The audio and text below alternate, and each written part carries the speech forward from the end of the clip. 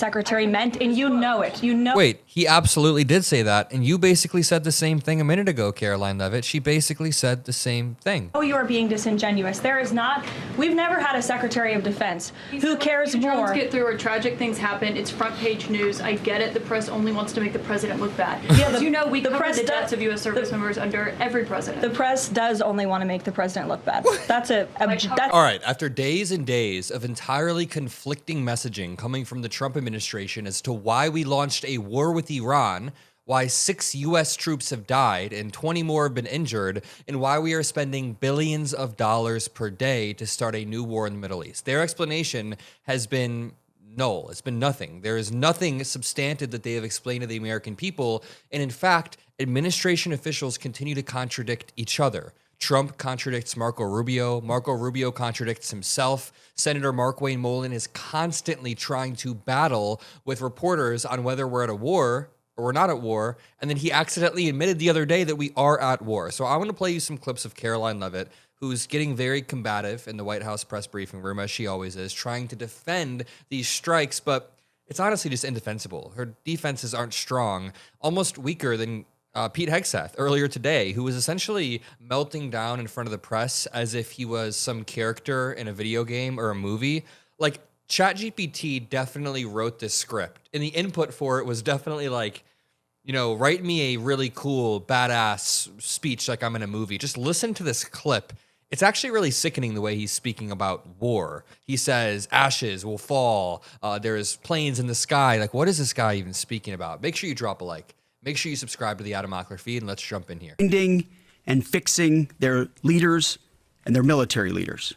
Flying over Tehran, flying over Iran, flying over their capital, flying over the IRGC, Iranian leaders looking up and seeing only U.S. and Israeli air power every minute of every day until we decide it's over.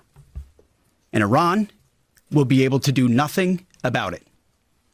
B-2s, B-52s, B-1s, Predator drones, fighters, controlling the skies, picking targets. Death and destruction from the sky all day long. We're playing for keeps. Our warfighters have maximum authorities granted personally by the president and yours truly. Our rules of engagement are bold, precise, and designed to unleash American power, not shackle it.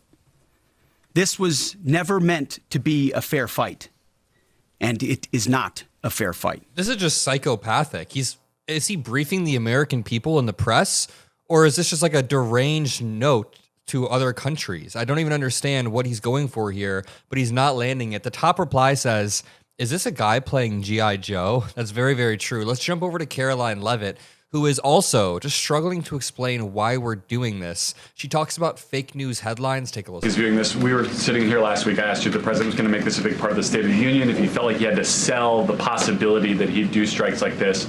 We're now 5 days on. He hasn't done kind of the traditional speech to the nation part of it. Does the president believe the country supports the actions that he's taken so far in Iran? I think he does, and I think the president knows the country is smart enough to read past many of the fake news headlines produced by people in this room. Wait, fake news headlines like 6 U.S. troops dead after unnecessary strikes? Fake news headlines like 100 school children killed in Iran? Fake news headlines like the stock market is plummeting and gas prices are exploding at a time when people are already being squeezed? Those aren't fake news headlines. This is actually happening. There's actually death and destruction based off of your words, Karoline Leavitt. Karoline Leavitt is then confronted on CNN's Caitlin Collins about Hegseth's comments earlier this morning. He continued to melt down, as I reported earlier, and he complained that the press is actually making Trump look bad by covering U.S. service members killed during the Iran war. He undermines, or let's say he downplays, the tragedy that happened due to his actions, due to Donald Trump's actions, and due to their recklessness, their lack of plan. Can I just remind you guys that they first said there was an imminent threat from Iran. Then Donald Trump advocated for regime change for like 10 minutes. Then they went back to saying there were ICBMs that were an imminent threat, which are intercontinental ballistic missiles. That was undermined by our intelligence. Karoline Leavitt gets confronted about that in just one moment. All of this has been undermined by our own intelligence. They are all just lying, and the press is covering that And now Pete Hegseth doesn't want them to. Pete Hegseth thinks it makes them look bad when we cover the truth. That's why we continue to do it. That's why you should subscribe to the Adam Mockler feed, because we will continue to fight back. This is what the fake news misses. We've taken control of Iran's airspace and waterways without boots on the ground. We control their fate. But when a few drones get through or tragic things happen, it's front page news. I get it. The press only wants to make the president look bad, but try for once to report the reality.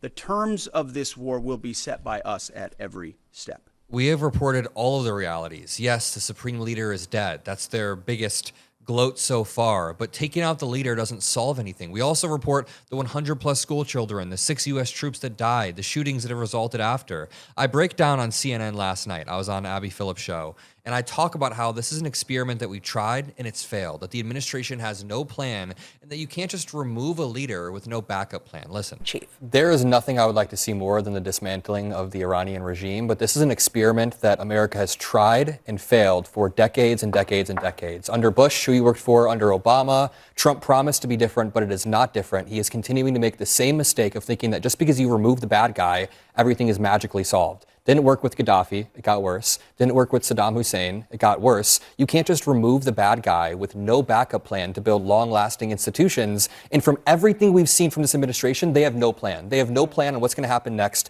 They have no transition plan. I don't think they know. They took out most of the people they were going to replace the supreme leader with. And now Marco Rubio contradicts Donald Trump. Donald Trump contradicts himself. Senator Mark Wayne Mullen doesn't seem to know what the word war even means. He's debating himself on that every single day. We need an actual plan. I haven't seen a plan from this administration, and that's worrying to me. There is no plan from this administration, and they don't want us covering the fact that there is no plan. That is why Pete Hegseth was complaining that the press is making them look bad, and then Karoline Leavitt gets into an argument with Caitlin Collins from CNN about the press covering this. Watch as this argument unfolds. The president is going to attend the dignified transfer for these families.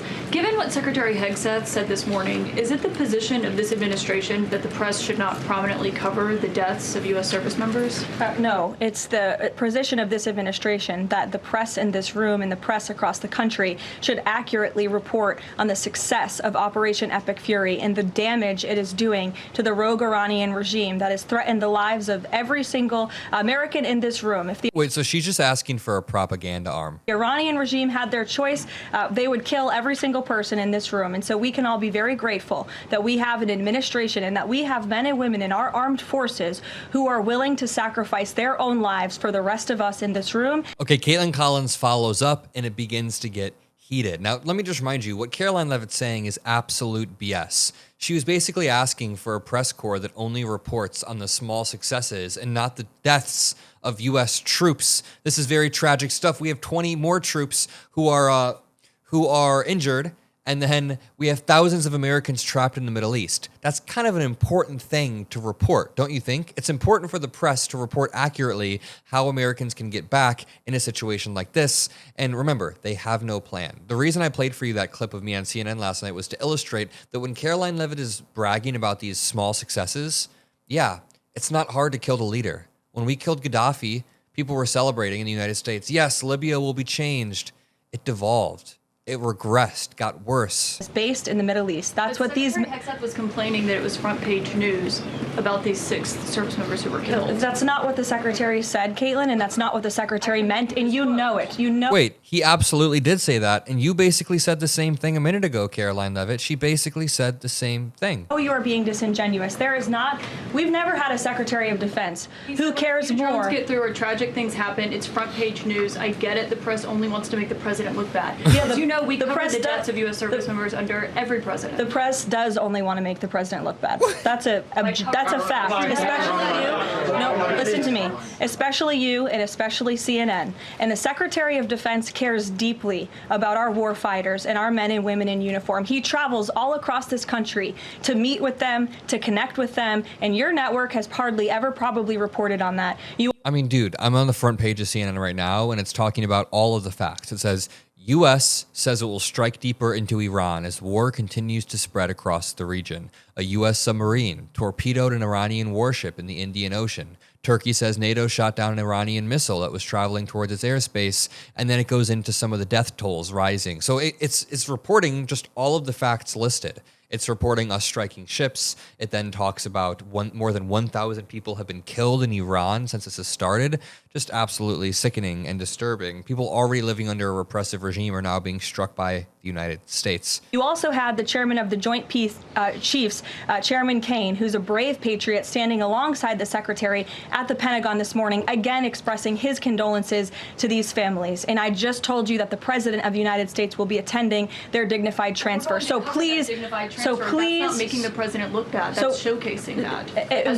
We expect you to cover that as you should. We expect you to cover that as you should, Caitlin. But you and your network know that you take every single thing this administration says and tries to use it to make the president look bad. That is an objectable fact.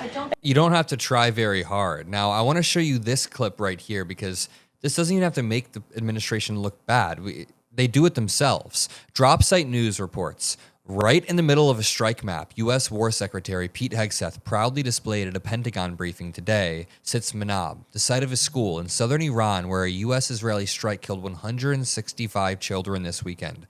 BBC's Tom Bateman asks Hegseth whether the Pentagon knows whose munition hit the school. Hegseth said the department is still investigating. Journalist Chris Osake plotted the Manab school onto the strike map released by the U.S. military today. It sits directly within the cluster of U.S. strike zones shown on the Pentagon briefing map. Tie right there. You got a tie on. Yeah. Thank you. Tom Bateman with the BBC. Can you give us an update on what the administration knows, what you know now about the reported strike on a girls' school in southern Iran on Saturday?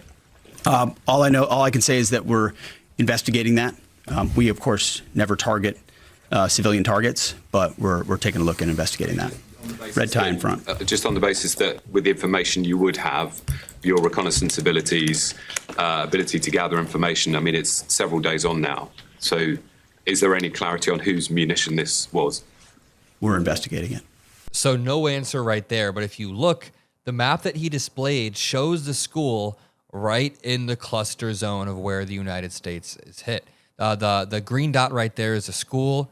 This is where the United States struck overall, and it's basically directly in the center. So Karoline Leavitt gets asked about this exact thing. That is on the table. Sean. Hey, did the United States airstrike a girls' elementary school and kill 175 people?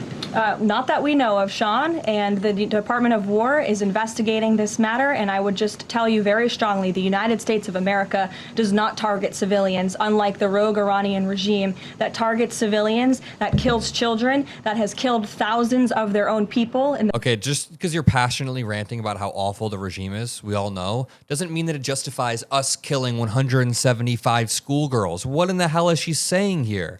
Let me go back to this drop site post. I just want to show you this map. They're claiming that they didn't do it. Again, green dot represents the girls' school. These are the cluster strikes that the United States dropped. Source, Pete Hegseth himself. In the past several weeks, and uses propaganda quite effectively, and unfortunately many people in this room have fallen for that propaganda. So I would caution you from pointing the finger at the United States of America when it comes to targeting civilians, because that's not something that these armed forces do. Very, very tough, Karoline Leavitt. A reporter then asks probably the best question they possibly can. If the objectives you claim you want to meet are still met and the Islamic Republic regime still exists, would that be an acceptable outcome? This is like the core question. Remember, please remember, the CNN clip I played earlier was to illustrate that the most likely outcome of regime change with no plan, which is what this is, it's regime change with no plan, is an even worse regime, more vengeful regime. We did this with Iran already. We overthrew their democratically elected president, Mossadegh, in like the 50s. It was Iran and the United Kingdom. And then we installed the Shah, who is way, way worse and has led to what we see today. So that's the point I was trying to prove there. Karoline Leavitt gets asked this question. Sure, go ahead. Thanks, Caroline. I just wanted to get back to Danny's question. So those four objectives that you read out do not explicitly include regime change. If those objectives were achieved and the Islamic Republic still existed, would that be an acceptable outcome? It's a hypothetical question that I'm not going to engage in. Again, right now, the president and the commander-in-chief are focused on executing the success of Operation Epic Fury, which we are already doing so in a very tremendous. I very much so hate these people. That is the laziest form of engagement possible. This is a very real outcome. She says, quote, "That's a hypothetical I'm not going to engage in." That hypothetical is like the 90 percentile chance of what happens. Like, it's the most likely thing that's going to happen. I'm going to leave it there. If you appreciate these videos, drop a like, subscribe. I'll see you on the next one. Peace out.